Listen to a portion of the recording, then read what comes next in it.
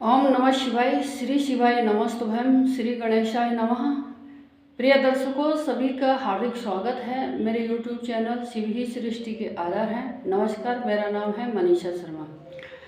आपको नवरात्रि की ढेर सारी बधाई और शुभकामनाएं। प्रिय दर्शकों, कई लोग ऐसे बोलते हैं कि हम चैत्र मास के नवरात्रे नहीं करते हैं, हम आश्विन मास के नवरात्रे करते हैं। क्यों? इसका कारण पूछो क्यों? वो बोलते हैं कि चैत्र नवरात्रे छोटे होते हैं और आश्विन मास के नवरात्रे बड़े होते हैं। तो पहले तो आप ये सुन लीजिए कि इसमें चाहे कोई ब्राह्मण हो, कोई भी विद्वान है, उनसे सलाह नहीं भी लोगे तब भी कोई दिक्कत नहीं है। अपने दिमाग से भी पूछोगे तो बहुत कुछ आपके समझ में आएगा। वही देवी के नवरात्रे चैत्र मास में आते हैं और वही देवी दुर्गा के नवरात्रे आश्विन मास में आते हैं। चैत्र मास में एक चीज़ एक्स्ट्रा ऐड है कि जैसे रामनवमी चैत्र मास के एंड में जो 9वें दिन होता है, रामनवमी आती है, यानी राम जी का जन्मदिन। राम जी का मीन राशि में जन्म हुआ था और सूर्य भगवान मीन राशि में भी हैं। तो ये समझ लीजिए कि राम जी का यहाँ जन्म आश्विन मास में, राम जी का ही दुर्गा माता के जो ये नवरात्रे उसमें राम जी का वर्णन ऐड है। उसमें ये समझ लीजिए कि राम जी ने एक कुशल योद्धा का उन्होंने प्रदर्शन किया है और अधर्म पे धर्म की ध्वजा लहराई है।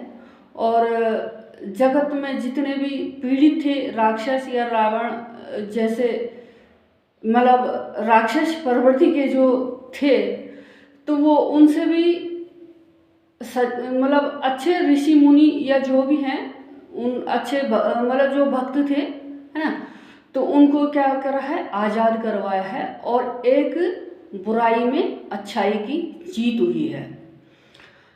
तो वहाँ उन्होंने रावण को मार करके और अयोध्या लौटे थे।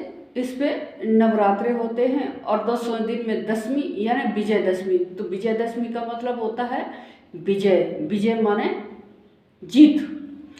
तो रामचंद्र जी की जीत हुई, तो रावण का पुतला फूंका जाता है। तो दोनों सामान्य हो गए, दोनों नवरात्रे।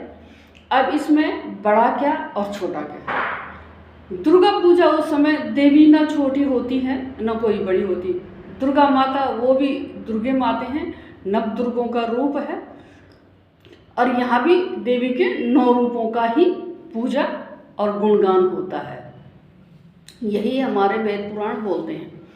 अब दूसरी बात रही कि प्रिय भक्तों, जब भी देवी की या शिव की पूजा करें तो कभी भी दोनों को अलग अलग नहीं पूजना चाहिए। अगर अलग अलग पूजा जाएगा तो इस संसार, पहले तो शिव और पार्वती के बिना संसार की कल्पना मात्र करना भी नामुमकिन है।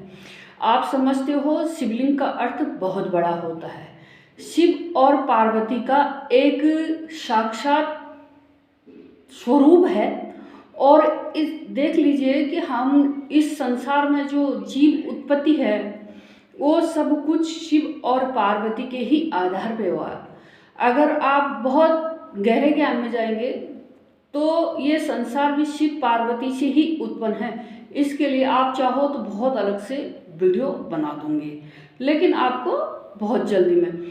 तो इसलिए आप दुर्गा पूजा करते हो तो शिव की पूजा अवश्य करें दुर्गा के साथ। ओम नमः शिवाय या शिव शिवाय नमः या श्री शिवाय नमस्तुभ्यम, इस शब्द का प्रयोग अवश्य करना चाहिए दुर्गा मंत्र के बाद भी और दोनों की।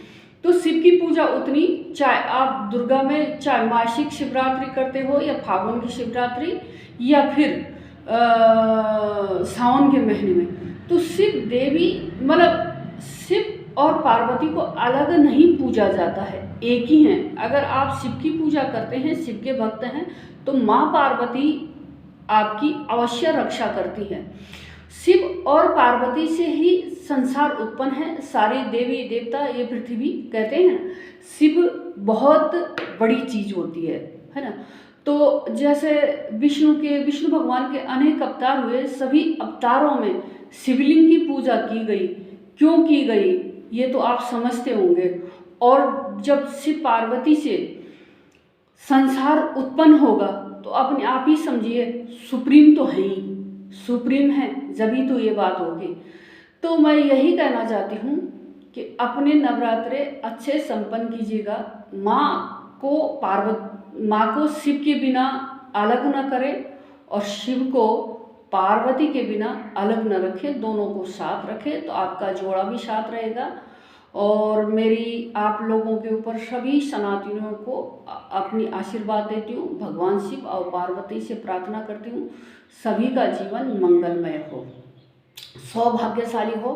ओम नमः शिवाय, श्री शिवाय नमस्तुभ्यं, श्री गणेशाय नमः। जय केदार बाबा की।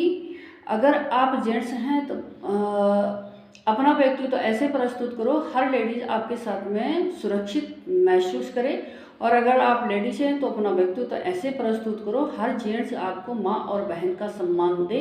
मेरा वीडियो पूरा देखें, किस टॉपिक पे आपको वीडियो चाहिए मेरे को कमेंट करें और वीडियो पूरा देखें।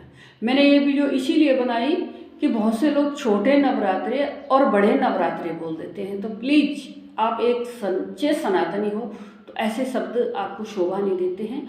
और इस चीज़ के लिए आपको बहुत बड़े जानकारों की सलाह नहीं लेनी पड़ेगी, थोड़ा बहुत भी अपनी बुद्धि दौड़ाओगे ना तो मैं समझती हूँ कि आपके समझ में खुद अपने आप ही आ जाएगी।